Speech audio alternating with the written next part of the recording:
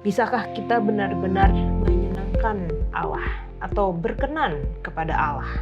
Sulit untuk membayangkannya karena kita adalah manusia yang berdosa, makhluk yang telah jatuh dan dirusak oleh dosa, cenderung berbuat jahat.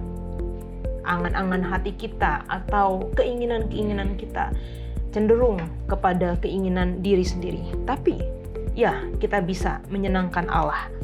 Sudah banyak kesalahan yang kita perbuat yang Allah sudah ampuni, sehingga itu bisa menolong kita untuk mengampuni orang lain. Ini untuk orang yang jahat. Kalau untuk orang yang baik, nggak bisa, kamu kan udah berbuat jahat. Enggak, saya nggak pernah berbuat jahat. Saya orang baik. Ya nggak apa-apa, kalau kamu orang baik, ya tunjukkanlah kamu orang baik dengan apa? Ya mendoakan orang yang jahat kepada kamu, apa berkati orang yang menyakiti engkau. Ya itu konteksnya untuk yang seperti itu.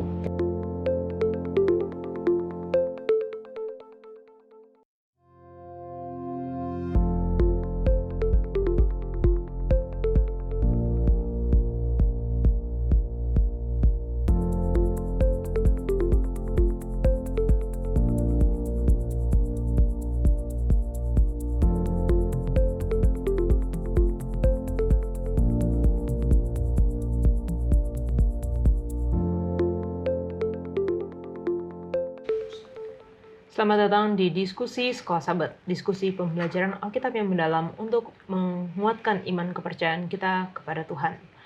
Kita bertemu kembali di dalam program Sekolah Sabat kita, di mana kita akan mempelajari sepanjang triwulan pertama tahun 2025 ini mengenai kasih dan keadilan Allah. Dan terima kasih untuk teman-teman yang di studio sudah hadir, untuk bersama-sama kita akan berdiskusi bersama, dan tentunya kami senang juga untuk dapat menyapa teman-teman yang telah menuliskan di kolom komentar YouTube channel Diskusi Sekolah Sabat. Untuk yang pertama boleh minta kesediaan dari Pendeta Wilson untuk membacakan. Baik, yang pertama dari Sheni Langi SPD.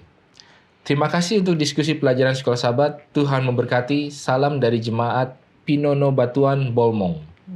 Lalu kemudian yang kedua dari Hakim Sihombing. Saya senang Ibu menerangkan dan Bapak-Bapak mengulas dengan baik. Terima kasih. Wah, siapa nih Ibu-Ibu dan Bapak-Bapak ini? Dan yang ketiga dari JMZ. Shalom, terima kasih penjelasan SS yang begitu baik. Semoga menjadi berkat bagi kita semua dan menyatukan kita dalam kasih Tuhan. Salam dari anggota GMAHK Kitapol Tamparuli Sabah. Oke, lalu kemudian yang terakhir dari Gondipar Soryo. Shalom dari cabang Sekolah Sabat Timbo GMAHK Somodon daerah Tuaran. Turut terberkati dan dikuatkan serta menambah bahan penyampaian diskusi pelajaran Sekolah Sabat di kelas nanti dengan siaran Hope Channel oleh narasumber yang melayani. Semoga keadaan luar biasa menjangkau di seluruh pelosok bumi yang mendapat siaran kabar baik ini. Tuhan menyertai senantiasa. Amin. Amin. Puji Tuhan untuk komentar dan kesaksian ya dari teman-teman. Selanjutnya Lana. Dari Janasip Tamingan, terima kasih para narasumber mendiskusikan pelajaran Sekolah Sabat. Puji Tuhan memberkati. Dari Grace T. Besinung, salam dari anggota Jemaat GMAHK Kepulauan Sangihe. Selanjutnya dari Ice Sohuat, terima kasih untuk penerangan firman Tuhan lewat diskusi Sekolah Sabat. Tuhan memberkati, salam dari Jemaat Getsemani Saum Laki Maluku Tenggara. Yang terakhir dari Willy Sui, amin puji Tuhan, terima kasih diskusi yang sangat baik. Salam tahun baru dari Gereja SDA Ulu Dusun Sandakan Sabah. Semoga iman kita terus kuat di tahun 2025 ini. Amin. Amin. Peter silahkan. Yang pertama ada dari Luce Mindung. Amin puji Tuhan, saya amat diberkati dengan diskusi pelajaran Sekolah Sabat yang mantap, luar biasa dari Gereja Linggung Tulip Sabah, Malaysia. Yang kedua ada Natalia Kreutah. Karena Allah mengasihi kita sehingga kita ditegur atas konsekuensi kesalahan yang kita buat. Terima kasih banyak untuk diskusi Sekolah Sabat. Terima kasih Kayola dan tim sudah memberkati pelayanannya. Tuhan memberkati pelayanannya. Yang ketiga Nunia Kristina. Terima kasih atas penyegaran pelajaran Sekolah Sabat yang sangat membantu untuk mengerti. Tuhan memberkati. Terakhir, Romi Yosep. Terima kasih untuk pelajaran Sekolah Sabat. Tolong doakan anak saya yang lagi berkomitmen untuk tidak bergantung dengan HP. Salam dari Sulawesi. Amin. Puji Tuhan. Nanti kita akan doakan ya dari saudara Romi. Dan kami juga menawarkan kepada teman-teman sekalian yang mungkin sulit akses kepada buku Sekolah Sahabat kita, namun senang untuk dapat belajar bersama-sama dengan kami, silahkan hubungi nomor call center Hope Channel Indonesia ataupun melalui media sosial juga boleh. Katakan saya ingin memiliki buku Sekolah Sahabat dan kami akan mengirimkan ke tempat Anda masing-masing dengan cuma-cuma. Mungkin ini terbatas hanya di wilayah Jakarta saja, mohon maaf, di wilayah Indonesia saja, karena biasanya kalau di luar negeri ada biaya-biaya tambahan yang cukup tinggi ya. Baik, kita saat ini sudah sampai di pelajaran ketiga. Bisakah kita benar-benar menyenangkan Allah atau berkenan kepada Allah? Sulit untuk membayangkannya karena kita adalah manusia yang berdosa. Makhluk yang telah jatuh dan dirusak oleh dosa, cenderung berbuat jahat. Angan-angan hati kita atau keinginan-keinginan kita cenderung kepada keinginan diri sendiri. Tapi ya, kita bisa menyenangkan Allah. Allah tidaklah memandang kita atau pemberian yang kita bawa kepadanya. Kita dapat menyenangkan Allah, tetapi hanya melalui Kristus. Allah adalah kasih. Keseluruhan kitab suci menyatakan fakta ini. Kasih adalah inti dari siapa Allah itu, inti dari segala sesuatu yang kita percayai, dan harus menjadi inti dari segala sesuatu yang kita lakukan. Oleh karena itu, cara kita memahami kasih memengaruhi keseluruhan iman dan perbuatan kita. Namun apa sebenarnya kasih itu? Apakah kasih Allah hanya memberi, tetapi tidak pernah menerima? Apakah kasih ilahi itu murni pengorbanan diri? Atau mungkinkah Allah juga disenangkan oleh manusia? Apakah kasih Allah itu bersifat emosional? Apakah Allah benar-benar peduli terhadap manusia? Bisakah kasih Allah ditolak atau dihilangkan? Apakah Allah mengadakan hubungan saling mengasihi dengan makhluk ciptaan? Bagaimanakah kasih dan keadilan bisa jalan beriringan? Jika Allah adalah kasih, mengapa ada sangat banyak kejahatan dan penderitaan di dunia ini? Jawaban atas pertanyaan-pertanyaan ini akan menyatakan kasih Allah yang digambarkan kitab suci jauh lebih besar daripada gagasan-gagasan yang dianggap sebagai kasih di dunia saat ini. Temukan tentang apa yang telah dan sedang dilakukan Allah untuk memulihkan kasih di setiap sudut dan celah alam semesta. Dalam pelajaran Sekolah Sahabat, Kasih dan Keadilan Allah.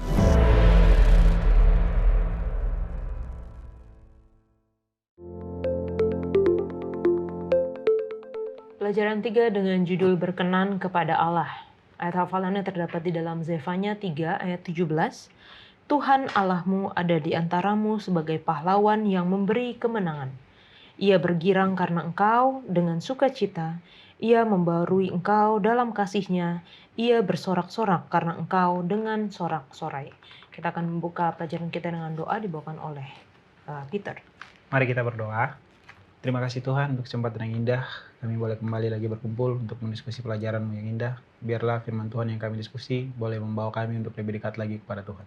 Berkati juga setiap telinga maupun pemirsa yang mendengar, dimanapun pelajaran ini bisa menembus setiap pelosok daerah di seluruh dunia untuk bisa membawa orang-orang untuk datang kepada Tuhan. Terima kasih, kami berdoa mengucap syukur. Amin. Amin. Oke. Di bagian pendahuluan tadi kita sudah membahas bagaimana manusia yang jatuh dalam dosa dapat menyenangkan Allah.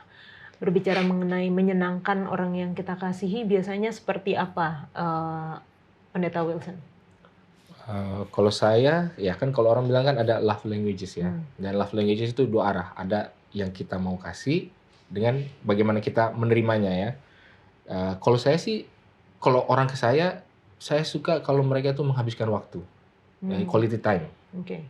Dan karena itu yang saya sukai, ya secara alamiah itu yang saya berikan. Walaupun kadang-kadang sama tergantung apakah sama istri apa sama anak-anak, kan mereka kan love language yang Berbeda. mereka inginkannya itu mungkin agak beda gitu. Tapi kalau dari saya, cara biasanya saya mengungkapkannya itu adalah dengan memberikan waktu dan perhatian. Kan istri saya selalu bilang, wah kok selalu sibuk lah, apakah pegang HP lah, apa-apa segala Hmm. macam. Sehingga kalau saya memberikan waktu dan perhatian, itu adalah memang yang misalnya nggak pegang HP, nggak sambil ini, nggak sambil itu artinya, wah saya sedang memberikan kasih yang saya berusaha untuk menyenangkan. Nah itu kira-kira seperti itu. Oke. Kalau dari Lana? Tadi udah bahas sedikit love language. Kalau berhubung saya orangnya act of service, jadi saya biasanya memperlakukan orang yang saya sayang itu act of service juga. Jadi Melakukan, membantu ya, ya, melayani gitu ya. Lebih inisiatif. Dia belum ngomong udah. Oke. Wah, luar biasa. Kalau Peter gimana? Kalau saya mirip ya sama Kalana. Jadi kalau Feby itu kan dia suka menerima, aku suka memberi. Jadi kami Pas cocok. cocok lah. Dia cuma terima-terima, aku yang memberi. Jadi cara salah satunya untuk menyenangkan dia adalah memberi. Kalau anak beda lagi, dia suka quality time. Jadi dia paling suka ditemanin main, tuh dia bahagia banget. Oke, wah puji Tuhan ya. Itu kalau cara-cara manusia menyenangkan sesama manusia itu ada teorinya ya. Ya, yang tadi pendeta sudah katakan love language. Tapi menyenangkan Allah itu yang akan kita pelajari. Bagaimana kita dapat menyenangkan Allah. Dan di bagian akhir dari pelajaran pendahuluan kita ada dikatakan kita dapat menyenangkan Allah tetapi hanya melalui Kristus. Ini apa sih maksudnya? Mungkin langsung ke pendeta Wilson ya.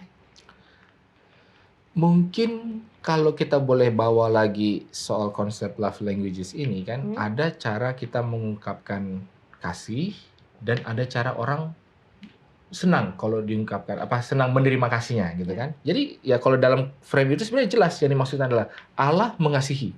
Ya dia memberikan, dia love language-nya banyak lah, dikasih segala macam lah, act of service lah, dikasih quality time lah, dikasih words of affirmation, terus ada berapa lah, ada 5 atau apa saya lupa, dikasih semua. Tapi kan dia juga ada kalau sebagai penerima kasih dia maunya diapain. Nah jadi statement yang tadi Yola bilang itu menjawab sebenarnya adalah kita dapat menyenangkan Allah tetapi hanya melalui Kristus. Jadi dalam arti apa? Allah itu senang kalau kita mengasihi Yesus. Jadi bagaimana yang mengasihi? Ya mengasihi banyak ya, terserahlah love language kita itu seperti apa. Jadi bukan dalam bentuknya secara spesifik seperti apa, apakah harus begini, harus begini, enggak. Tapi Allah itu senang kalau kita mengasihi Allah dengan memanifestasikannya, mewujudkannya dengan kalau kita mengasihi Yesus. Jadi kalau menurut saya itu maksudnya. Jadi Allah memberi tapi receiver-nya adalah ketika dia menerima adalah kalau Yesusnya yang dikasihi. Ya, cara mengasihinya ya terserah lah mau dengan waktu, dengan tenaga, dengan kemampuan finansial, dengan ya macam-macam itu tahap yang berikutnya gitu kira-kira. Oke. Dan di pendahuluan juga ada satu cerita ya bagaimana seorang anak yang memberikan hadiah yang mungkin nggak berharga sama sekali untuk bapaknya gitu. Mungkin apa yang kita berikan kepada Tuhan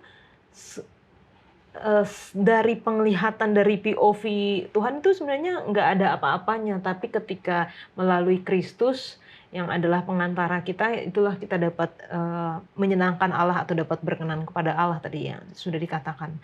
Nah, masuk di pelajaran hari Minggu, ini adalah cerita yang sangat sering kita sudah baca atau dengar, bahkan kita pakai juga di dalam pembicaraan kita, yaitu perumpamaan anak yang hilang.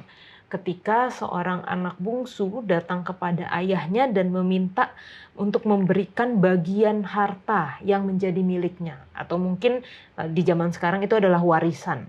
Kenapa ayah itu memberikan bagian warisan anak bungsu itu dan membiarkan anak itu pergi? Apakah itu ada hubungannya juga dengan kasih, Peter? Kalau dari perumpamaan ini tuh, sebenarnya saya melihatnya dalam konteks bagaimana cara Allah itu memperlakukan kita sebagai manusia. Jadi Bapa itu adalah Allah dan anak itu adalah kita manusia. Jadi waktu anak itu nuntut untuk membagikan hartanya lalu dia pergi, sebenarnya Bapa bukan tidak membiarkan dia pergi, bukan dengan sengaja, tapi ya kita diberikan kuasa untuk memilih gitu. Ada satu statement yang kadang kita anak-anak tuh suka membangkang gitu. Kalau dikasih tahu nggak mau dengar ya, jadi biarkanlah dia belajar dari realistis kehidupan. Nanti begitu dia sudah pergi, dia udah salah, dia udah susah, sudah terpuruk, baru dia sadar dan ingat. Dan itu jauh membuat dia lebih mendapatkan poin ya daripada kita nasihat, jangan kau nanti kamu susah di sana. Nah kadang-kadang kita manusia memperlakukan Tuhan tuh gitu. Kita sudah baca firman, sudah tahu jelas aturannya, jangan kesini.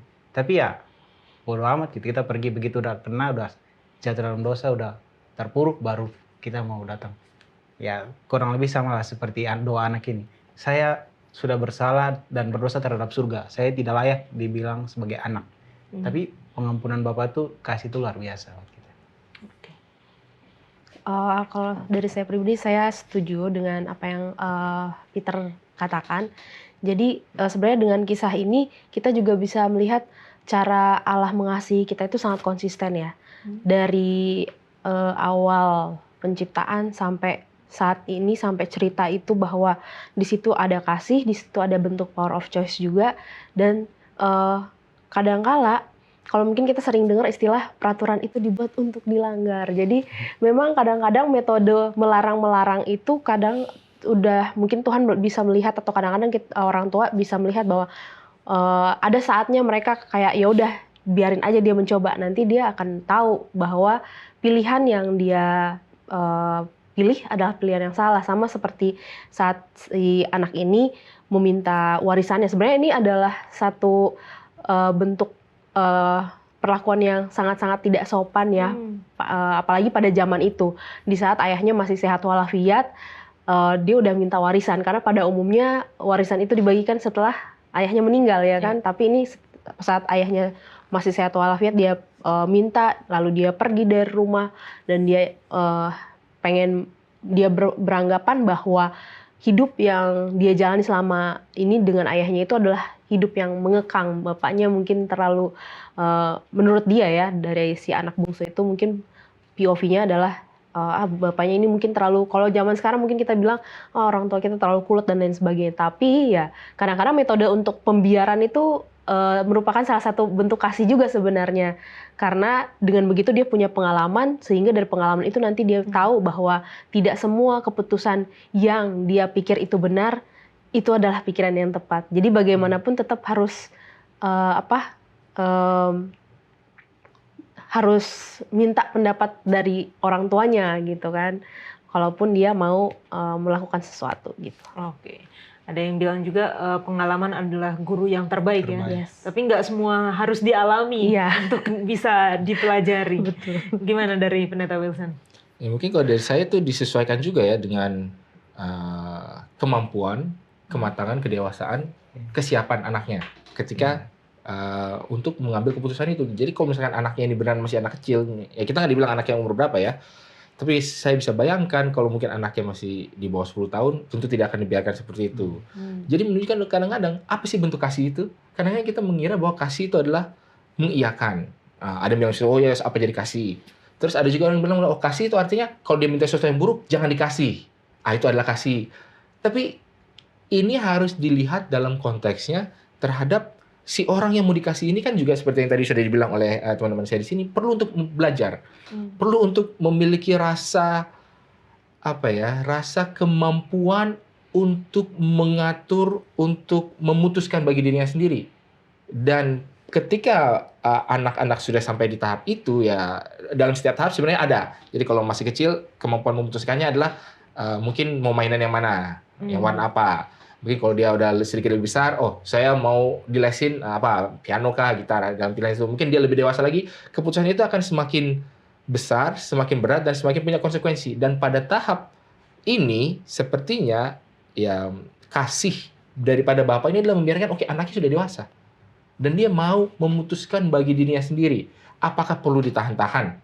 Kalau kita, kalau mengasihi ya ditahan dong, jangan dong, karena kan kamu tuh anak akan begini-begini. Tetapi kadang-kadang kita lupa bahwa mengungkung si anak itu artinya sebenarnya kita sedang membunuhnya secara perlahan. Jadi ya mungkin di satu sisi kalau dalam kita mungkin hanya bisa berandai-andai ya, mungkin bapak ini merasa saya cukup kaya atau cukup berkuasa untuk menebusi anak ini kalaupun dia lagi bikin ulah. Ya, mungkin seperti itu ya. Kita nggak bilang bahwa nanti dia akan ya apalah berulah macam-macam. Tapi kalaupun itu terjadi, saya masih bisa menanggungnya gitu loh. Jadi ya udah akhirnya dia biarkan, dan itulah cara bentuk salah satu kasih. Dan kalau kita mau ya mungkin kita jangan aplikasikan mengenai kasih Allah karena masih lanjutan nanti. Tapi yang kira-kira seperti itu. Jadi bentuk kasih itu macam-macam. Dan kenapa sih ayahnya itu mau kasih ini kepada si anak? Ya menurut saya, dalam bayangan saya itu adalah anak ini perlu belajar untuk bertanggung jawab.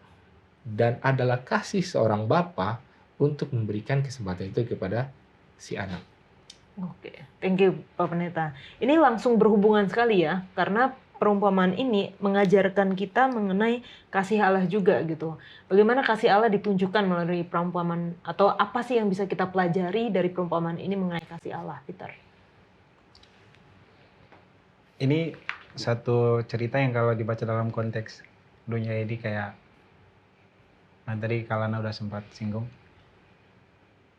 Kalau umpama itu bapak itu adalah saya sangat marah banget. Masa kan satu hal yang sangat sensitif dalam keluarga ya. Saya masih kuat, sehat, tapi kamu ambil semua dan pergi untuk menggunakan untuk hal-hal yang tidak baik. Itu mungkin akan dibuang gitu. Pahit-pahitnya ya kayak disangkal sama keluarga gitu.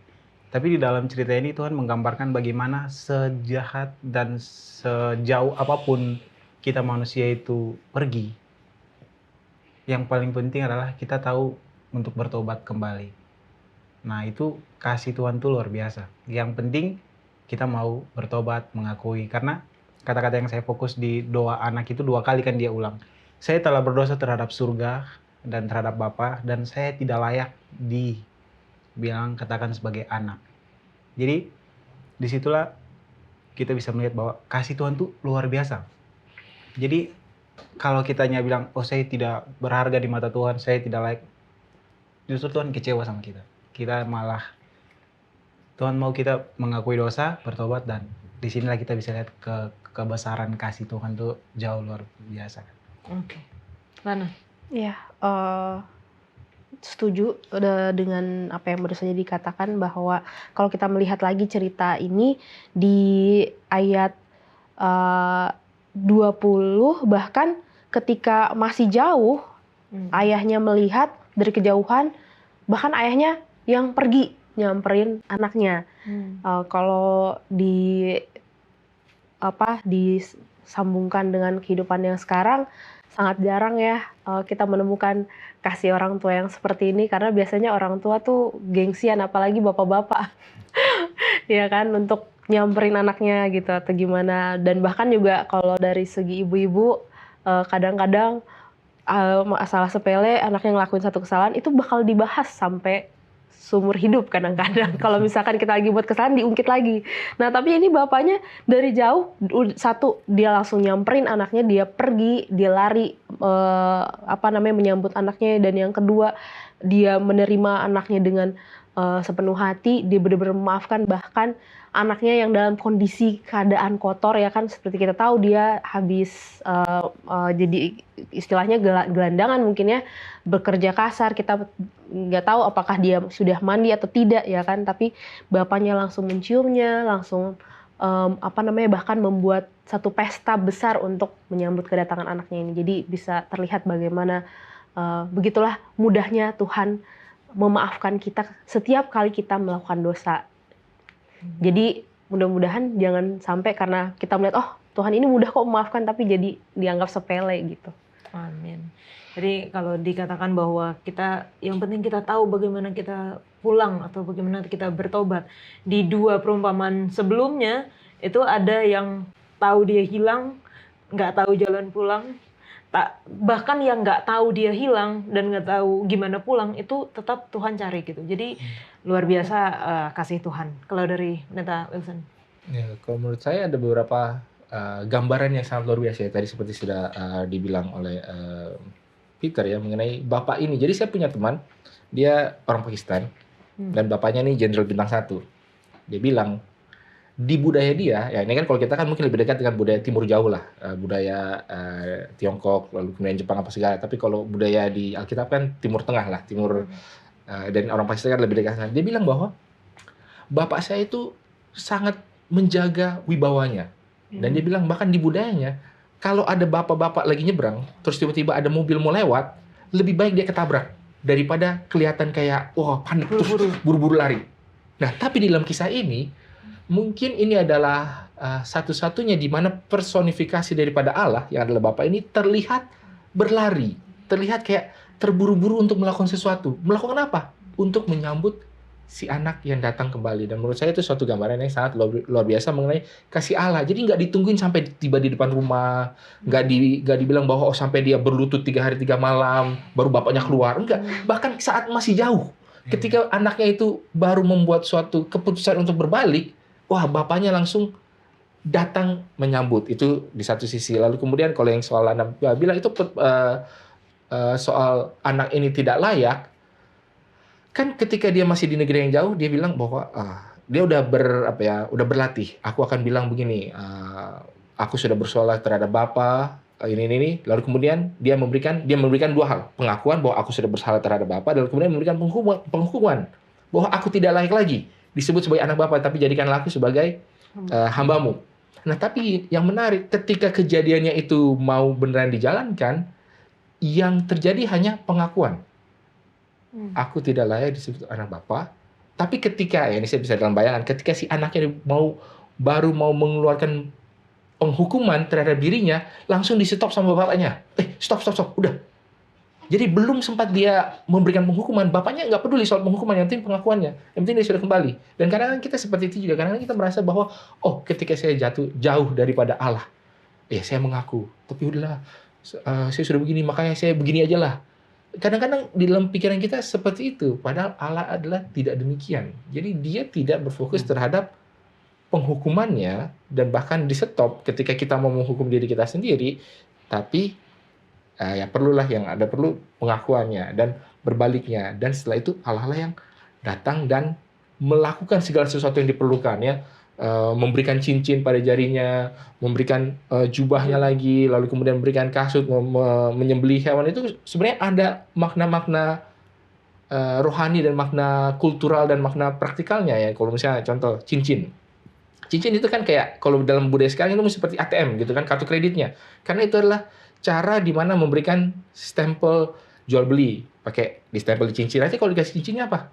Dapat lagi akses terhadap kekayaan bapaknya. Lalu kemudian jubah kan mengabarkan ya karakter lah apa segala, dan ya pokoknya baik. Tapi itu menunjukkan bahwa ketika si anak ini kembali, bapaknya lah yang berlari mendapati dan melakukan segala sesuatu yang lain. Tapi hanya ketika anak itu berbalik. Bapaknya nggak ngirim kayak tentara bayaran special ops gitu. Oke, jemput anak saya. Enggak. Tapi ketika anaknya yang sudah berbalik, baru segala sesuatu itu dilakukan. Nah, mungkin kira-kira seperti itu. Amin, puji Tuhan. Ada sedikit lagi mungkin boleh singkat, Pak Pendeta, mengenai anak sulung, ya. Karena kita memang fokus kepada cerita anak bungsu, tetapi ada juga mengenai anak sulung yang sebenarnya reaksinya bisa dimengerti, ya. Dia udah nemenin ayahnya selalu, tapi ketika si anak yang nggak tahu malu ini pulang, dikasih perayaan yang besar. Apa yang kita bisa dapat pelajari? Mungkin yang kita pelajari adalah bila mana anak dia berlaku sebagai seorang anak. Bagaimana anak berlaku? Anak berlaku itu adalah tidak tahu diri, tidak tahu malu. Kenapa? Karena dia anaknya. Ya kan? Dia bikin kesalahan, ya udah datang ke bapaknya, sorry gitu. Jadi kan kalau ini anak saya kan ada 3 tuh, yang paling lucu tuh yang paling kecil tuh. Mungkin dia udah dengar dari kakaknya sama abangnya, kalau salah harus bilang sorry. Jadi dia gampang aja kemana-mana, sorry papa gitu kan. Dia udah jatuhin apa sih, dia tinggal bilang sorry gitu kan. Tapi itulah seorang anak. Dia merasa bahwa karena gue anak, jadi ya nggak apa-apa gue berlaku seperti ini. Namun yang salah daripada si anak yang sulungnya adalah dia seorang anak, tapi dia bermental seorang hamba. Ya kan? Dia merasa, gue bekerja, kenapa bapak nggak pernah ngasih ini? Lah, jadi lu bekerja kenapa? Lu nggak merasa bahwa ini perusahaan, ini peternakan, ini kawanan domba punyamu? Kamu merasa ini punya bapaknya, lalu saya bekerja, lalu dia bekerja dan harus dikasih upah? Enggak lah. Ya mungkin dalam satu arti sih, anak yang sulung ini harus bilang, ya kalau dia mau apa, ya ambil, minta. Karena itu adalah miliknya dia juga. Jangan memiliki mental seorang hamba, padahal dia adalah seorang anak. Jadi mungkin itu salah satu pelajaran yang bisa diambil, ya, selain dari pelajaran umum bahwa ya jangan iri hati, harus memaafkan apa segala macam, itu kan biasanya kan sudah sering dibahas. Tapi menurut saya yang orang jarang bahas adalah sisi yang ininya. Baik, terima kasih Pak Pendeta. Teman-teman, pembahasan kita sangat menarik, jadi jangan kemana-mana, kita kembali setelah yang satu ini.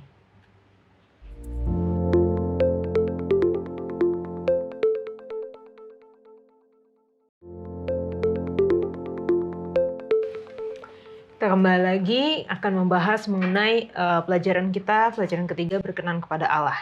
Dan tadi kita sudah bacakan ayat hafalan terdapat di dalam Zefanya 3 ayat 17. Pendeta boleh jelaskan mengenai konteks dari ayat ini dan maksud dari ayat ini. Ya, mungkin pertama-tama kita bahas dulu konteks dari Zefanya-nya dulu. Jadi Zefanya ini adalah mungkin nabi kecil yang sebenarnya tidak terlalu disebut di dalam kitab selain satu buku ini, tapi dia hidup satu zaman dengan Raja Yosia. Jadi kalau kita tahu Raja Yosia itu adalah hidup sekitar tahun 600-an sebelum Masehi lah. Dan dia adalah salah satu raja yang melakukan banyak reformasi, melakukan banyak perubahan-perubahan dari bapaknya yang jahat, terus dia melihat, terus dia mau mengubah segala macamnya. Jadi konteksnya seperti itu, sehingga kalau kita lihat di dalam kitab Zefanya dan di dalam pasal 3 secara khusus, itu dimulai dengan bagaimana memberikan suatu penghukuman, lalu kemudian memberikan bukan penghukuman lah, maksudnya memberikan, wah inilah dosa-dosa bangsa Israel, kamu sudah begini, lalu kemudian inilah efeknya, ini begini efeknya, kamu akan menderita apa segala macam. Lalu kemudian masuklah bahwa tetapi ada kasih karunia, tetapi ada pengampunan, tetapi masih ada kasih Allah bahkan setelah dosa-dosanya dan setelah akibat yang mereka rasakan, sekarang ada kasih Allah. Jadi kalau kita bisa bayangkan mirip-mirip lah dengan cerita daripada anak yang hilang itu tadi kan. Jadi ada kesalahannya, lalu kemudian ada efek daripada kesalahannya, konsekuensinya ya, bukan hukuman, beda. Jangan kita rancukan konsekuensi dengan hukuman. Karena setelah konsekuensi si anak ini kan dia datang ke bapaknya kan diberikan kasih karunia, dan itulah hal yang sama yang Zefanya sampaikan ya, dikatakan bagaimana Allah ada di tengah-tengahmu, ya berarti Allah masih mau masuk ke dalam kumpulan daripada bangsa yang berdosa. Lalu dia datang sebagai seorang pahlawan yang memberi kemenangan ya. Jadi pahlawan ini akar katanya kan gibor, kekuatan. Ya, ini sama dengan akar kata daripada Gabriel gitu ya. Gabriel itu artinya adalah kekuatanku itu adalah Allah gitu kan, gibor gitu kan. Jadi menunjukkan bahwa bahkan setelah itu Allah masih mau memberikan kemenangan-kemenangan lagi atas apa ya? Mungkin kalau kita langsung masuk ke dalam aplikasinya, mungkin atas dosa-dosa, atas kesalahan masa lalu gitu yang akan menyelamatkan. Lalu diberikan sorak-sorai, lalu diperbaharui, atau kalau di dalam pengertian yang mungkin lebih pasnya ditenangkan ya dengan kasihnya. Jadi kita bisa tenang gitu loh. Jadi nggak perlu lagi kayak gerasa-gerusu gitu, kayak khawatir, kayak selalu resah. Tapi Allah akan menenangkan kita dengan apa? Dengan kasihnya. Lalu kemudian ya setelah itu semua dilakukan, ya Allah akan ya bersukacita, bersorak-sorai atas kita, atas ya dalam hal ini ya atas bangsa Israel ya kita anggap, lalu kemudian kita aplikasikan itu kepada kita. Jadi kira-kira inilah gambaran Allahnya seperti apa yang menurut saya sih ya konsisten terhadap ya pembahasan di pekan ini ya, apalagi kalau tadi disambungkan dengan perumpamaan anak yang hilang itu. Baik, jadi kita bisa melihat di sini gambaran Allah yang bersukacita, yang bersorak-sorai, yang bergembira karena walaupun mungkin seperti anak yang hilang itu dia sudah hilang tapi dia kembali. Jadi bersukacita atas jiwa yang kembali. Nah, pelajaran sekolah sahabat kita juga banyak ya menghubungkan antara kasih Allah diumpamakan seperti hubungan pernikahan atau suami istri. Bagaimanakah sebenarnya hubungan ini merefleksikan kasih Allah, Peter? Kalau kita tahu sama, lembaga pertama yang dibentuk kan sahabat ya. Kalau yang kedua itu pernikahan. Jadi maksudnya kayak sesuci dan sesakral itu pernikahan. Ya, yang kalau sudah menikah kan pernah ngucapin janji pernikahan. Nah, kalau di antara perjalanan itu salah satu mengingkari janji pernikahan itu betapa rapuhnya atau betapa sakitnya salah satu pasangan. Dan kita bisa bayangkan, kita yang manusia yang terbatas, yang debutan aja bisa merasakan sakit ketika pasangan kita berkhianat. Apalagi Makanya Tuhan tuh mengumpamakan kalau kamu merasa sakit ketika istri atau suamimu melakukan kesalahan, ya bisa diumpamakan kita adalah mempelai dan kita berbuat khianat kepada Tuhan gitu. Jadi maksudnya supaya kita manusia yang terbatas ini bisa memahami bagaimana Tuhan cemburu atau bagaimana Tuhan sayang kepada kita, ya dia mengumpamakan kehidupan sehari yang bisa kita pahami gitu maksudnya. Oke, Lana. Kenapa sering digambarkan sebagai seringkali hubungan kita dengan Allah digambarkan sebagai hubungan antara suami dengan istri, karena ini adalah satu hubungan yang sangat istimewa. Kalau kita lihat di Alkitab, hubungan ini kalau kita lihat sejarahnya waktu Adam dan Hawa diciptakan, Hawa ini diambil dari tulang rusuknya Adam. Dan kalau kita baca lagi sebelum penciptaan itu, bahwa kita adalah satu-satunya ciptaan Tuhan yang menyerupai Allah itu sendiri. Jadi sangat spesial, sebagaimana waktu itu hubungan Adam dan Hawa dibangun oleh Allah dengan mengambil tulang rusuknya, dan ketika dia menciptakan kita manusia, dia mengambil rupanya dan juga dia langsung menghembuskan nafasnya dari Allah kepada manusia yang dia buat. Sedangkan kalau ciptaan-ciptaan yang lain dia hanya dengan firman saja, ya kan. Jadi inilah yang makanya Allah menggambarkan, seringkali menggambarkan hubungan antara kita dengan Allah itu adalah eratnya seperti suami dan istri. Dan kita juga melihat bahwa ada beberapa ayat yang mengatakan bahwa hubungan ini tidak dapat dipisahkan oleh manusia ketika sudah menjadi suami istri kan, bahwa menjadi satu daging. Begitu juga dengan hubungan kita dengan Allah, karena Allah tidak akan pernah membuang, sebenarnya Allah tidak pernah mau membuang kita sebagai anak-anaknya, ya kan. Karena makanya di dunia ini pun nggak ada kan istilahnya yang namanya mantan anak gitu kan. Karena memang sebenarnya nggak bisa gitu, karena kita satu darah gitu. Walaupun mungkin kita nanti mikir, oh tapi kan ada yang namanya mantan istri, tapi sebenarnya kan perceraian itu tidak pernah Tuhan restui gitu. Mungkin itu dari saya. Oke, benar.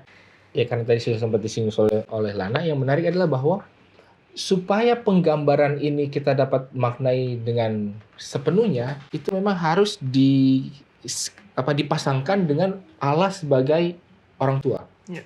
Ya kan? Karena kan memang sebenarnya gambaran Allah sebagai orang tua itu lebih banyak daripada gambaran Allah sebagai pasangan dalam hubungan suami istri, ya. Apa sih bedanya Allah sebagai orang tua dengan Allah sebagai pasangan? Kalau dia orang tua, dia sudah pasti sedaging dan sedarah. Dan anak ini tidak punya pilihan untuk lahir, dibesarkan oleh orang tua yang mana, lahir dari keluarga yang mana, dia nggak punya pilihan. Dan Allah mengasihi anaknya karena memang ya udah, ini anak yang dilahirkan, ini ciptaannya, lalu ya pasti mengasihi. Kita sebagai ciptaan tidak punya pilihan.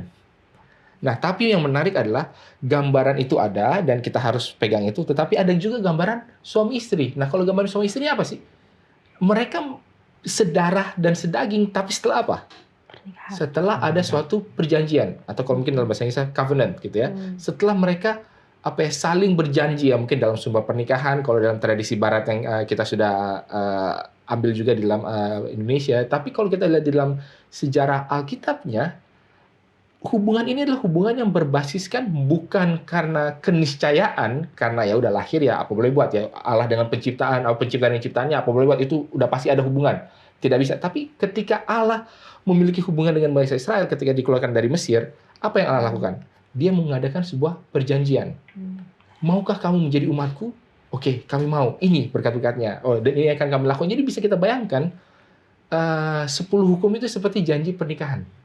Ketika bangsa Israel dengan Allah masuk ke dalam suatu persekutuan, ya sama seperti menikah kan, menikah menjadi satu karena ada suatu perjanjian. Dan mungkin sebagai bonus tambahan adalah, kalau kita berpikir mengenai 10 hukum sebagai larangan, itu akan berat.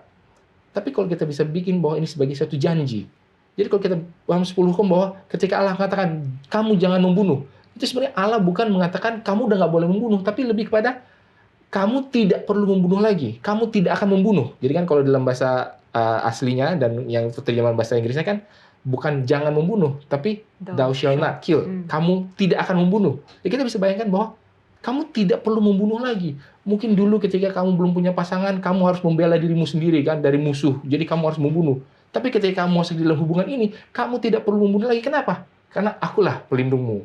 Terus kamu jangan mencuri. Bukan, kita nggak boleh mencuri, tapi kamu tidak perlu mencuri lagi.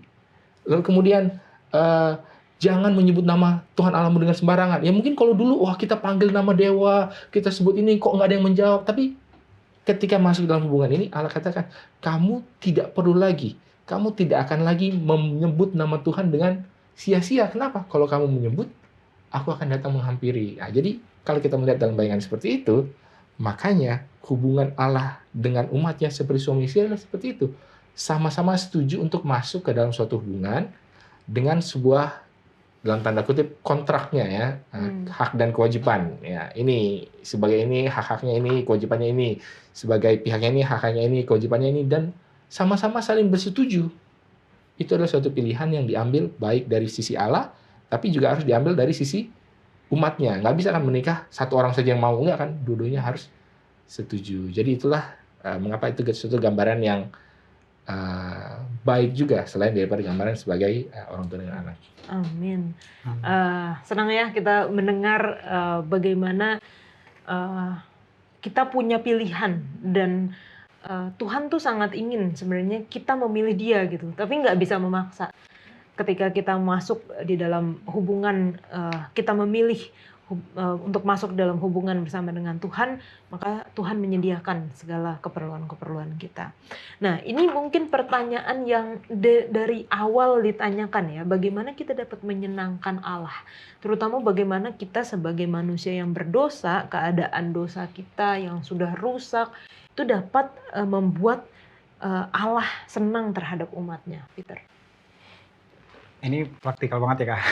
Jadi satu cara untuk membuat Allah senang itu ya dengan mengikuti firman-Nya, langsung praktek gitu. Sesimpel kayak nasihat-nasihat dari kitab Mazmur, Amsal tuh kayak kita harus jujur, kita harus rendah hati, kita harus bisa menjadi orang yang menyenangkan, yang bisa dipakai Tuhan untuk perpanjangan tangan, seperti garam dunia. Jadilah terang dunia, supaya orang melihat perbuatanmu yang baik dan memuliakan Bapamu di surga. Tapi selama ini kita cuma pakai ayat itu supaya orang melihat perbuatanmu yang baik dan memujimu.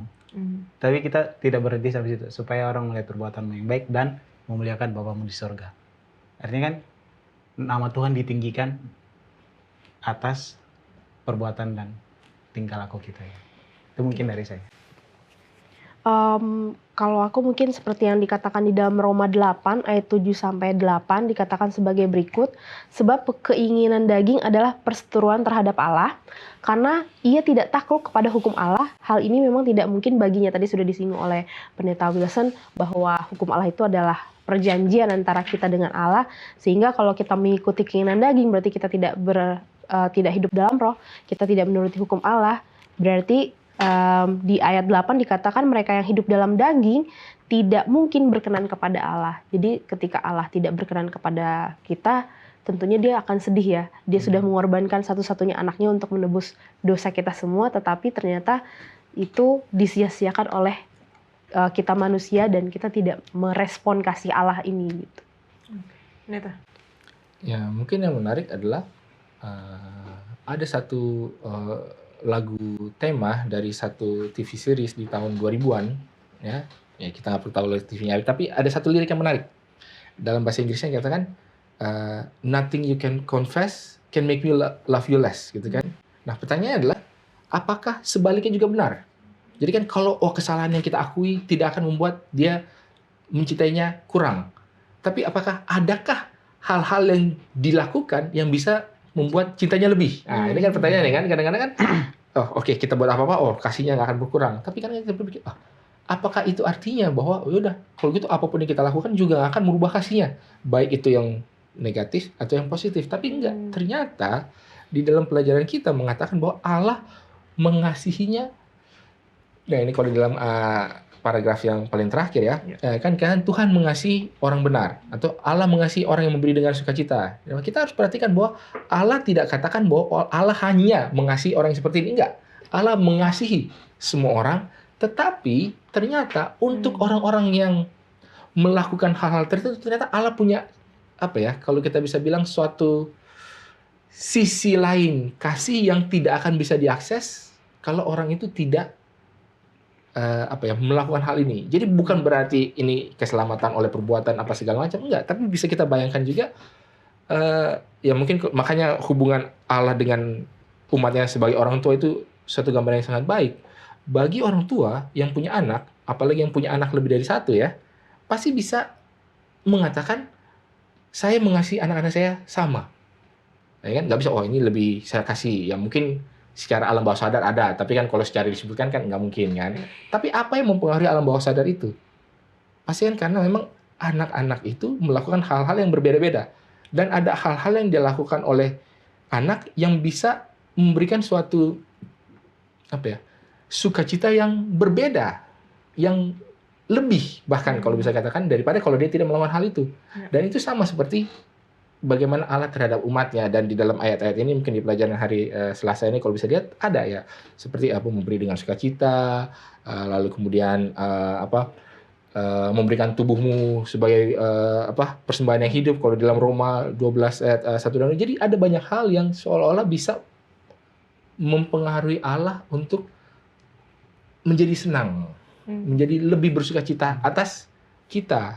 Tapi yang perlu diingat, yang perlu digarisbawahi adalah bukan berarti kalau kita tidak melakukan hal itu Allah tidak mengasihi kita. Tapi ada satu hal yang berbeda yang hanya bisa, ya seperti tadi saya bilang, didapatkan, diakses, diterima, di unlock gitu ya kalau kita bilang kalau ini dilakukan.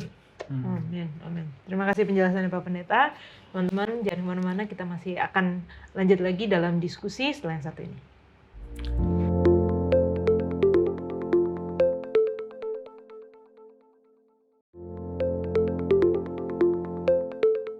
Kalau tadi kita sudah membahas benar kita dapat menyenangkan Allah. Sekarang apa sih langkah-langkahnya kita dapat menyenangkan Tuhan, berkenan kepada Allah? Oke Kak, aku sedang berpikir ya, kayak contoh biasanya satu orang, contoh kayak saya mau masuk ke satu perusahaan kan ada prosesnya gitu, yang harus banyak banget, interview lah, inilah itulah itu. Jadi banyak langkah-langkah yang dilewati untuk bisa sampai di tahap itu. Dan kita effort banget gitu, mati-matian untuk usaha. Tapi pertanyaan kakak, apa langkah-langkah untuk banyak orang bertuhan, tapi dia tidak tahu cara datang kepada Tuhannya. Dan sederhana, paling penting adalah yang paling penting kita pelajaran dalam kitab suci ya, karena di situ langkah-langkahnya jelas. Sini saya dapat satu ayat sini, Yohanes 14 ayat 15. Jika kamu mengasihi aku, kamu akan menuruti segala perintahku. Perintah yang mana? Yang tadi Pastor Will sudah singgung. 10 hukum yang mana itu bisa diartikan menjadi janji pernikahan kita gitu. Terus ada lagi Yohanes 12 ayat 10. Jikalau kamu menuruti segala perintahku, kamu akan tinggal di dalam kasihku, seperti aku menuruti perintah Bapakku dan tinggal di dalam kasihnya. Jadi mungkin dari dua ayat ini bisa kita renung-renungkan, dan bukan cukup berhenti sampai situ, tapi masuk lagi lebih dalam perintah-perintah atau petunjuk-petunjuk yang lebih banyak lagi, itu kembali kepada kitab suci. Tadi sudah sempat dibahas juga sama Kak Yola bahwa ada bahkan yang tidak tahu jalan pulang, ada yang bahkan tidak tahu bahwa dirinya sedang tersesat, butuh jalan pulang. Nah, jadi kalau misalkan ditanyakan gimana cara-caranya supaya langkah apa yang harus dilakukan untuk datang kepada Tuhan, yang pertama adalah kita harus sadar dulu bahwa kita memang lagi dalam keadaan yang salah, lagi dalam keadaan tersesat. Karena kalau kita merasa diri kita benar, gak mungkin kita datang kepada Tuhan kan. Kita merasa kita tidak butuh Tuhan pastinya ya kan. Jadi ketika kita udah mempunyai rasa itu, sama seperti yang dirasakan oleh anak bungsu itu, bahwa dia sudah bersalah kepada bapaknya sehingga dia memutuskan untuk kembali, itulah salah satu langkah yang mungkin paling pertama kita lakukan. Lalu yang berikutnya adalah membangun kembali iman. Jadi ketika udah tahu salah, kita percaya kepada Tuhan, kita beriman kepada Tuhan, barulah nanti berikutnya kita akan untuk menuruti hukum dan lain sebagainya akan secara otomatis mengikuti. Oke. Mungkin kalau kita lihat di dalam salah satu ayat yang mengatakan bagaimanakah langkah pertama untuk boleh berkenan atau menyenangkan Allah. Ini terdapat di dalam Ibrani 11 ayat yang ke-6 dikatakan, tetapi tanpa iman tidak mungkin orang berkenan kepada Allah. Sebab barang siapa berpaling kepada Allah, ia harus percaya bahwa Allah ada dan bahwa Allah memberi upah kepada orang yang sungguh mencari Dia. Jadi maksudnya apa? Kadang-kadang langkah pertama itu adalah percaya, betul kan? Karena bagaimana mungkin, ya tadi kalau seperti Peter bilang, orang kalau mau masuk perusahaan harus ada langkah-langkahnya. Tapi langkah pertama apa? Ya kita harus percaya bahwa perusahaan ini mau saya masuki. Kalau itu aja belum percaya, itu aja ya udah, orang tidak akan mulai langkah-langkah itu. Nah makanya salah satu langkah pertama adalah betul iman. Tapi iman soal apa? Ternyata iman bahwa Allah itu ada. Jadi seringkali kita berpikir bahwa wah Tuhan kalau Engkau ada. Jadi percaya atau enggak kan kalau ada, kalau enggak. Jadi kadang-kadang itu kadang-kadang menarik juga untuk melihat bagaimana orang melakukan iman, ya kan? Tapi kalau di sini ayatnya mengatakan ya tanpa iman tidak mungkin orang bisa berkenan kepada Allah. Karena orang yang mau datang kepada Allah harus percaya bahwa Allah itu ada. Jadi yang pertama adalah bahwa percaya bahwa Allah itu ada. Lalu kemudian apa yang perlu dipercayai? Nah, baru banyak hal. Ya percaya kepada firman-Nya, percaya kepada anaknya yang sudah dikirim, segala dan seterusnya. Itu kan kalau dari sisi iman. Dan sisi lain yang juga suka selalu disebut adalah mengasihi. Ya kan? Kalau mengasihi harus begini-begini. Tapi dua hal ini, baik iman ataupun kasih, bukanlah sesuatu yang bersifat statis dan pasif.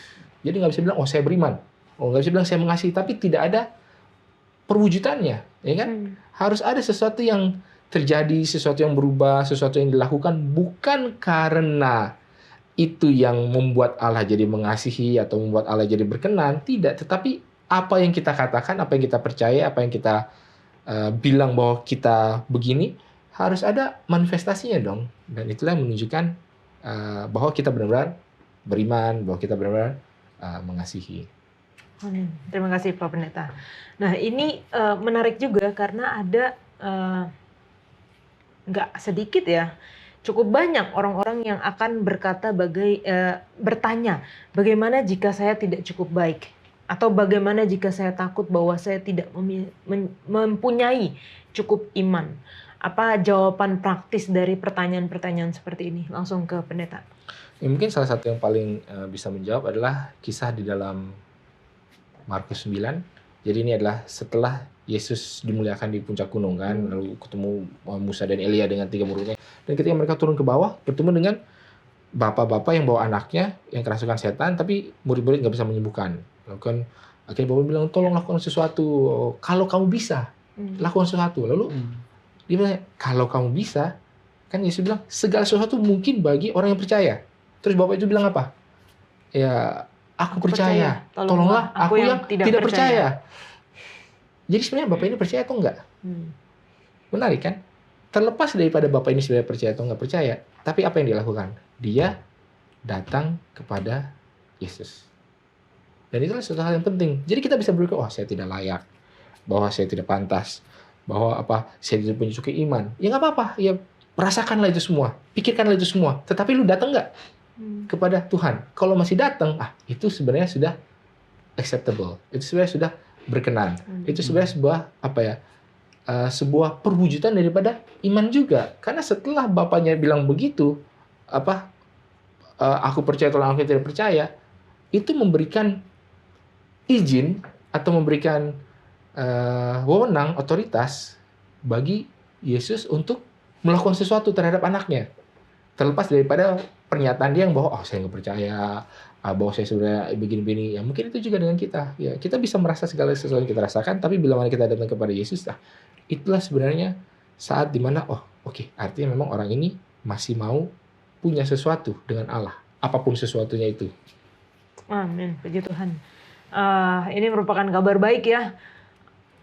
Sebagaimanapun keadaan kita, mungkin kita merasa kita nggak layak, mungkin kita ngerasa kita nggak cukup iman, tapi kita harus ingat kita datang kepada Tuhan dengan apa adanya.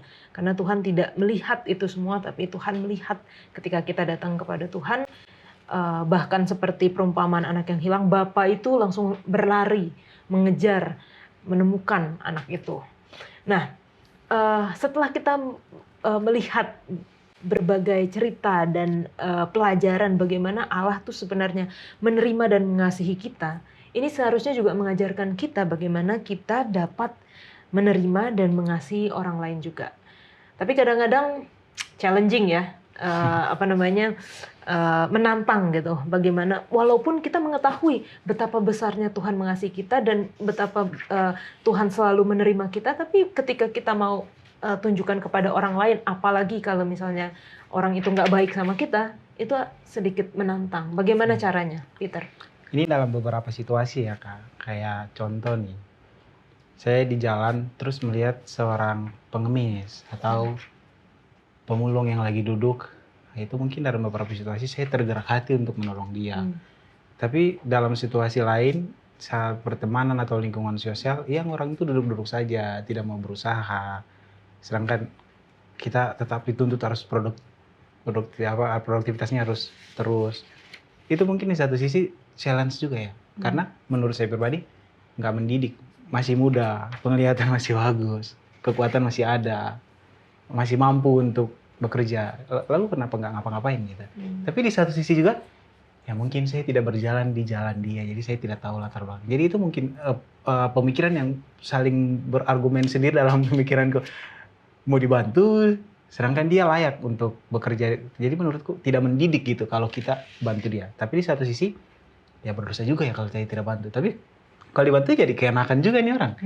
Jadi challenge-nya, jadi itu mungkin lumayan menguras energi untuk berpikir. Tapi sebagai anak Tuhan yang ya menurut firman Tuhan ya mau nggak mau ya udah kita bantu. Tapi setelah lepas dari apapun yang dia mau respon ya biarkanlah.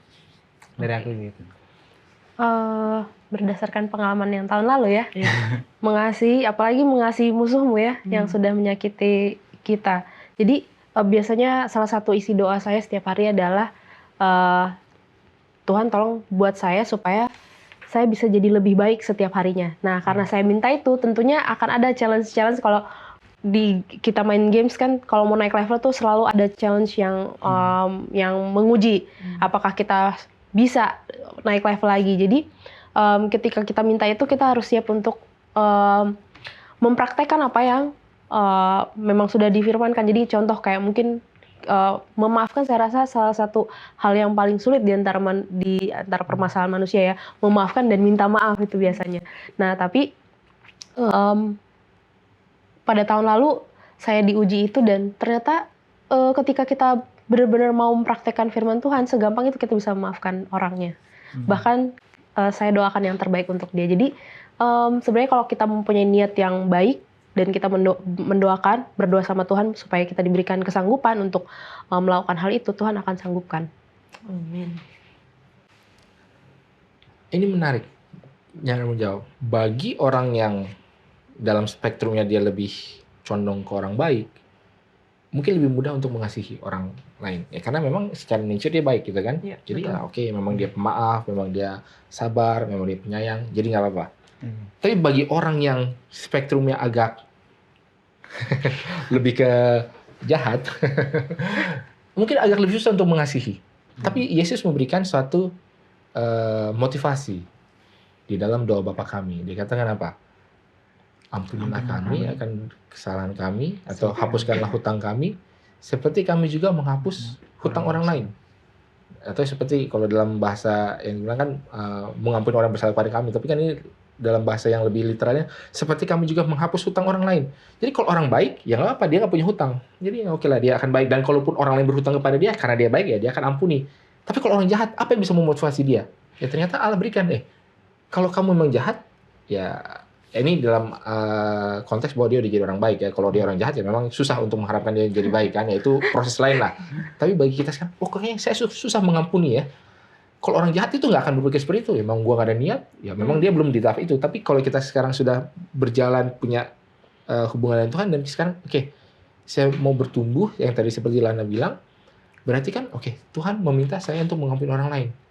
Bagaimana saya bisa mengampuni orang lain? Adalah ya itu tadi, dengan mengingat bahwa sudah banyak kesalahan yang kita perbuat yang Allah sudah ampuni, sehingga itu bisa menolong kita untuk mengampuni orang lain. Ini untuk orang yang jahat.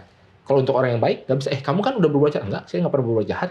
Saya orang baik. Ya nggak apa-apa, kalau kamu orang baik, ya tunjukkanlah kamu orang baik dengan apa? Ya mendoakan orang yang jahat kepada kamu, apa memberkati orang yang menyakiti engkau, ya itu konteksnya untuk yang seperti itu. Tapi ya kalau untuk orang yang perlu dikasih sedikit motivasi, ya kadang-kadang perlu juga kita taruh ini di dalam sebuah konteks yang jelas. Dan mungkin kalau dalam perumpamannya kan seperti orang yang berhutang kepada raja kan 10.000 talenta. Kemarin saya pernah hitung itu 10.000 talenta itu sekitar hampir bisa menyelesaikan pembangunan IKN. Wow. Nilainya 10.000 talenta kan. Terus ada orang yang berhutang 100 denari. 100 denari itu cuma sekitar berapa lah, 20 juta, 30 juta lah. Wah, bayangkan satu IKN dengan cuma satu motor. Mana yang lebih banyak? Wah, ternyata ini yang utang motor aja nggak mau diampuni ya. Kadang-kadang kita seperti itu. Gitu ya. Bahwa hutang kita lebih besar, tapi kok kita nggak mau mengampuni hutang orang lain ya. Mungkin seperti itulah. Oke, terima kasih Pak Pendeta, terima kasih semuanya. Kita masuk dalam kesimpulan apa yang kita dapat pelajari dari pelajaran kita berkenan kepada Allah, Pendeta. Ya, mungkin satu hal yang perlu kita dapatkan dari pelajaran ini adalah bahwa mungkin dalam Roma 5 ayat 8 dikatakan bahwa selagi kita masih berdosa, Allah itu sudah mengasihi kita. Lalu kemudian di ayat yang lain mengatakan bahwa kita mengasihi karena Allah lebih dulu mengasihi kita. Jadi kita harus ingat bahwa dibilang berkenan kepada Allah itu adalah suatu konsep yang kalau kita salah urutan akan membuat kehidupan kerohanian kita itu kacau. Urutannya apa? Allah lah yang terlebih dulu mengasihi kita. Bahwa Allah lah yang menarik kita. Sehingga bukan saya mencoba untuk melakukan hal-hal supaya saya boleh berkenan kepada Allah, boleh diampuni. Tapi itu lebih kepada karena kita sudah dikasih, lalu apa? Apa yang akan kita lakukan? Dan yang berikutnya adalah sama seperti di ilustrasi pembuka di sekolah sahabat kita, katakan seperti anak kecil. Apapun yang kita lakukan itu anak kecil yang lakukan. Misalkan dia anaknya Elon Musk kan, dia baru punya anak, ada yang kembar, pokoknya anaknya Elon Musk itu banyak lah. Apa sih yang bisa anak ini kasih ke Elon Musk, orang terkaya di dunia yang hartanya bisa bangun 10 IKN? Apa? Nggak ada. Tapi pasti dia akan merasa senang kalau anaknya kasih apalah, coret-coretannya lah, atau apalah, kasih pelukan, kasih ciuman. Itu kan nggak menambah apa-apa terhadap Elon Musk ini. Dia udah CEO dari berapa tuh, 4 atau 5 perusahaan. Nggak ada hal-hal yang bisa membuat dia, anak ini memberikan sesuatu kepada bapaknya, tapi kan tetap membuat dia senang, membuat dia bersuka cita. Seperti itulah bagaimana kita berkenan kepada Allah. Amin. Puji Tuhan. Terima kasih Pak Pendeta, Peter dan Lana sudah berdiskusi. Teman-teman, kalau misalnya ada pertanyaan seputar dengan pelajaran kita pekan ini ataupun sepanjang triwulan ini mengenai kasih dan keadilan Allah, tuliskan di kolom komentar YouTube channel Diskusi Sekolah Sahabat dan kita akan membahasnya.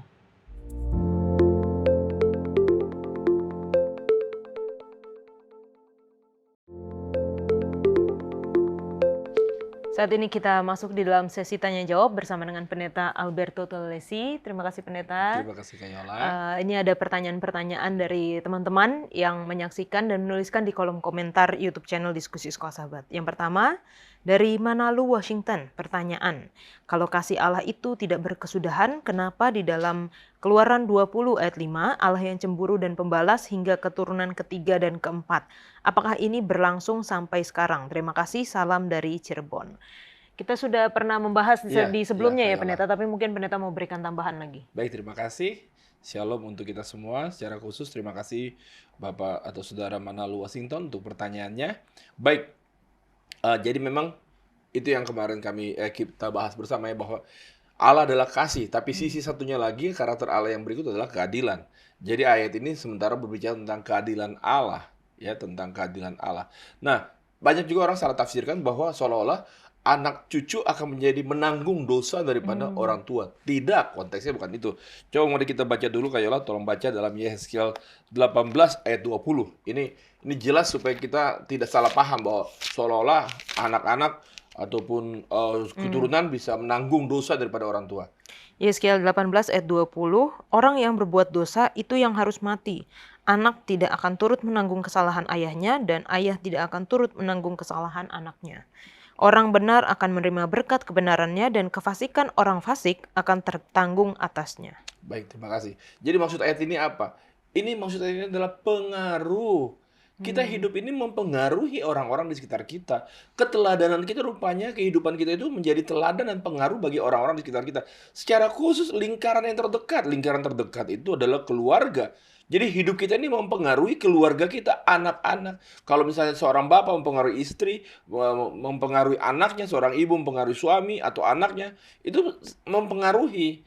Dan apa yang terjadi ketika seorang bapak memutuskan untuk menyembah berhala? Contoh ya, mari kita melihat dalam Yeremia 7 ayat 18. Yeremia 7 ayat 18.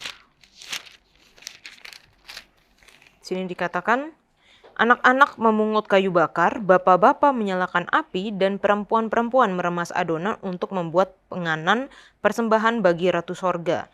Dan orang mempersembahkan korban curahan kepada Allah lain dengan maksud menyakiti hatiku. Itu lihat, mempengaruhi. Jadi hati-hati hai para bapak, para orang tua. Kehidupan kita bisa mempengaruhi anak-anak kita. Keteladanan kita rupanya akhirnya dilihat. Kalau kita biasa berbohong, maka akan turun kepada anak-anak kita. Bisa juga akhirnya anak-anak kita melihat kebohongan itu yang terus-menerus. Jadi akhirnya tanpa mereka sadari, mereka akhirnya terlibat dalam kebohongan yang sama. Tapi tetap, dosa itu akibatnya hanya untuk orang yang berdosa. Sebagaimana tadi Yeskiel pasal 20. Terima kasih Kak Yola. Baik, terima kasih Pak Pendeta. Pertanyaan selanjutnya dari Raymond Sakul. Pertanyaan, jika anggota jemaat kedapatan mempunyai kelakuan seperti istri Hosea, apa sikap gereja dan petugas gereja terhadap istri Hosea zaman now ini? Baik, terima Luar biasa kasih. nih pertanyaannya, Iya, Pendeta. kita sementara belajar tentang bagaimana kasih Allah yang tiada terbatas itu ya. Jadi kehidupan Hosea, Nabi Hosea itu adalah gambaran nyata bagaimana Allah mengasihi bangsa Israel yang telah berzina secara rohani. Ya, itulah itu gambarannya. Nah, saudara-saudara, apa yang terjadi dengan orang berdosa di zaman sekarang ini? Apa perilaku gereja? Tentunya semua gereja menurut kitab suci. Mari kita lihat apa kitab suci nyatakan ketika saudara kita jatuh dalam dosa. Kayola tolong boleh baca Matius 18 ayat 15 sampai 17. Matius 18 ayat 15 sampai 17. Oke, sampai 17. Apabila saudaramu berbuat dosa, tegurlah dia di bawah 4 mata. Jika ia mendengarkan nasihatmu, engkau telah mendapatnya kembali. Jika ia tidak mendengarkan engkau, bawalah seorang atau 2 orang lagi, supaya atas keterangan 2 atau 3 orang saksi perkara itu tidak disangsikan. Jika ia tidak mau mendengarkan mereka, sampaikanlah soalnya kepada jemaat. Dan jika ia tidak mau juga mendengarkan jemaat, pandanglah dia sebagai seorang yang tidak mengenal Allah atau seorang pungut cukai. Itu dia. Jadi kalau ada saudara kita berdosa, yang kita lakukan adalah kita datang kepada dia, bicara kepada dia. Karena Alkitab menyatakan buat kita adalah sebagai keluarga untuk saling menasehati, saling mengingatkan. Itu kita datang sama dia. Jadi gereja berperilaku seperti itu. Kalau dia tidak mau dengar, maka panggil, ada 2 orang lagi. Panggil tua-tua jemaat. Akhirnya kalau dia tidak mau dengar lagi, dibawa ke dalam jemaat. Nah, makanya di dalam gereja, kita mempunyai disiplin jemaat. Dengan satu maksud. Untuk apa? Keselamatan. Agar orang itu berbalik meninggalkan jalan dosanya. Sebagaimana tertulis dalam Matius pasal 18 ini. Terima kasih Kak Yola. Terima kasih Pak Pendeta. Dan pertanyaan selanjutnya dari Janasip Tamingan. Ada pertanyaan saya. Setelah Yesus bangkit dari kematian, adakah dirinya secara manusiawi masih ada? Baik, terima kasih. Terima kasih Kak Yola. Pertanyaan yang sangat bagus sekali. Kita tahu bersama ya bahwa Yesus adalah Allah yang menjelma menjadi manusia ya. Filipi 2 menyatakan bahwa dia mengosongkan dirinya, walaupun dia sama dengan Allah, tapi mengosongkan dirinya, mengambil rupa seorang hamba dan taat sampai mati, bahkan sampai mati di kayu salib. Pertanyaannya adalah bagaimana ketika dia bangkit, apakah dia masih manusia? Dalam gambaran manusianya itu masih ada padanya, itulah kira-kira. Apakah dia sudah menjadi oknum ilahi ketika dia bangkit? Ya, kita lihat kitab suci menjawabnya. Kayola boleh baca dalam 1 Korintus 15 ayat 20 dan sampai 23. Ayat 20 sampai 23. 1 Korintus 15 ayat 20 sampai 23. Tetapi yang benar ialah bahwa Kristus telah dibangkitkan dari antara orang mati, sebagai yang sulung dari orang-orang yang telah meninggal.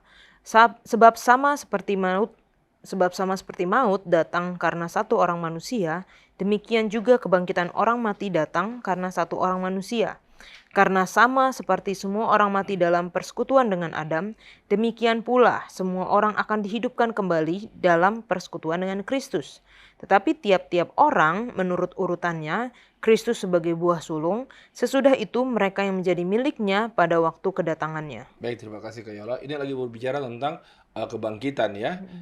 Yesus bangkit itu dalam kitab suci ini, dia adalah sebagai yang sulung dari orang-orang yang telah meninggal. Kalau saya dan saudara sudah meninggal, atau saudara-saudara kekasih kita, orang tua kita, bapak saya sudah meninggal, mama saya sudah meninggal, Yesus itu adalah saudara sulung kita. Dia adalah dalam kitab suci ini dikatakan bahwa sebagai sulung dari orang-orang yang telah meninggal. Jadi dia memang manusia. Lalu dia bangkit ya. Ketika dia bangkit, dia mewakili kita, manusia dia. Dia manusia. Karena digambarkan sebagai Adam. Adam maut, artinya dosa, karena Adam berdosa, maka maut datang. Karena Adam itu adalah manusia yang pertama diciptakan. Tapi kehidupan akan menjadi bahagian kita ketika kita percaya kepada Yesus. Kristus adalah wakil kita. Jadi dia dalam posisi kemanusiaan. Jadi waktu dia bangkit pun, manusiawinya ada bersama dengan dia. Itu kitab suci yang nyatakannya bahwa dia adalah sulung daripada orang-orang yang setia kepada Tuhan. Dia bangkit dari orang-orang, menjadi sulung dari kebangkitan orang-orang yang percaya kepada Tuhan. Tapi memang mungkin ya kalau kita lihat ya, ada fenomena adikodrati ketika Yesus bangkit ya, dia hilang begitu ya. Tapi bukan hanya Yesus ketika bangkit, fenomena adikodrati dalam kitab suci. Contoh soal misalnya ya, Kayola boleh baca dalam Kisah Para Rasul 12 ayat 6 sampai 7. Kisah Para Rasul 12 12 ayat 6 sampai 7. 6 sampai 7. Sini dikatakan, pada malam sebelum Herodes hendak menghadapkannya kepada orang banyak, Petrus tidur di antara dua orang prajurit, terbelenggu dengan dua rantai. Selain itu, prajurit-prajurit pengawal sedang berkawal di muka itu. Di muka pintu. Tiba-tiba berdirilah seorang malaikat Tuhan dekat Petrus dan cahaya bersinar dalam ruang itu. Malaikat itu menepuk Petrus untuk membangunkannya. Katanya, bangunlah segera. Maka gugurlah rantai itu dari tangan Petrus. Iya, ini kisah-kisah adikodrati. Bayangkan saking takutnya majelis agama Yahudi pada saat itu meminta untuk Petrus ditahan, bahkan ditahan di penjara dengan dua pengawal yang dirantai bersama dengan dia. Sehingga Petrus tidak bisa lolos. Karena rantai kiri, rantai kanan, dia ada semuanya dirantai bersama dengan penjaganya. Bahkan penjara itu pun dikunci sangat luar biasa. Tapi Petrus malaikat tuntun dengan hal yang adikodrati yang luar biasa. Jadi penampakan Yesus setelah kebangkitan juga dia manusiawi. Tapi ada perkara-perkara yang seolah-olah adikodrati ya ketika kita lihat pada saat kebangkitan itu, pada saat dia tampil dan menampakkan diri itu. Jadi jelas Yesus bangkit sebagai manusia pada saat itu. Manusiawinya masih bersama dengan dia. Tapi sosoknya sudah tidak ada, sosok manusianya sudah tidak ada lagi ya pendeta ya? Maksudnya? Setelah naik ke surga. Oh iya, Ya dia kan? akan naik ke sorga. Setelah dia naik ke sorga, Alkitab mencatat dia akan kembali sebagai raja di atas segala raja. Baik, terima kasih Pak Pendeta untuk penjelasannya. Teman-teman, itu adalah jawaban dari pertanyaan yang teman-teman sampaikan. Kalau misalnya masih ada pertanyaan lagi seputar dengan pelajaran sekolah sahabat kita mengenai kasih dan keadilan Allah, silahkan tinggalkan di kolom komentar YouTube channel Diskusi Sekolah Sahabat. Kita kembali ke studio.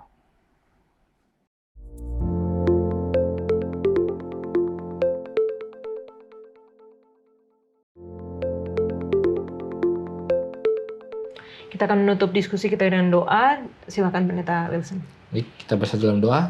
Ya Tuhan, adalah Bapa kami dalam kerajaan sorga, kami sungguh bersyukur ya Tuhan, di dalam pelajaran diskusi sekolah sahabat pada pekan ini, kami diajarkan mengenai konsep bagaimana berkenan kepada Allah. Kami diingatkan bahwa Allah lah yang terlebih dulu mengasihi kita, dan bahwa bila mana kita melakukan kesalahan, Allah siap untuk datang hadir menghampiri, memperbaharui, menebus, memberikan kasih karunia ya Tuhan. Biarlah kiranya itu boleh menjadi bagian dalam kehidupan kami, boleh menjadi suatu pengalaman yang nyata dan boleh kami rasakan secara pasti ya Tuhan. Kami juga mendoakan secara khusus tadi ada permintaan doa bagi Bapak Romi dengan anaknya yang memiliki komitmen untuk melepaskan diri dari HP ataupun gadget-gadget Ya tolonglah kami juga Tuhan, agar kami boleh melihat dan merasakan bahwa ada begitu banyak hal yang boleh kami lakukan, ada begitu banyak berkat dan tanggung jawab Engkau berikan, sehingga kami perlu menggunakan waktu, talenta, dan tenaga kami dengan sebaik-baiknya, supaya kami boleh berkenan kepada Engkau, supaya kami boleh menunjukkan bahwa Engkau lah Allah yang sudah mengasihi kami. Bersama dengan kami semua, dengan seluruh pemirsa dimanapun mereka berada. Dalam Yesus kami berdoa, amin. Amin. Terima kasih Neta, terima kasih Vita, terima kasih Lana, dan teman-teman, begitu besar kasih Allah kepada kita. Biarlah kita dapat merasakannya setiap hari dan merefleksikannya dalam kehidupan kita.